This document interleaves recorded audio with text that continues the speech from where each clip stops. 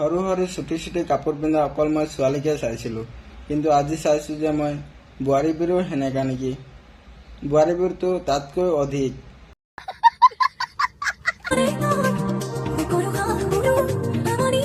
কাৰণ সিহঁতি কাপোৰ খুলি কলৰ পাতহে পিন্ধিব ধৰিলে। তাতে বাইদেউ আপোনাৰ ৰিলছটো বৰ ধুনীয়া হৈছে, আৰু ল'ৰাজনে যদি ভিডিঅ' কৰিছে তেনেহ'লে আপোনাৰ পৃথিৱী ধ্বংসও দিব পাৰে।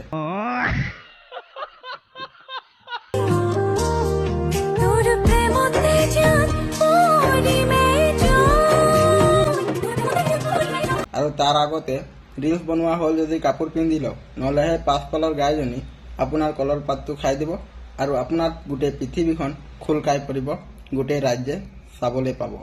समझ रहे हो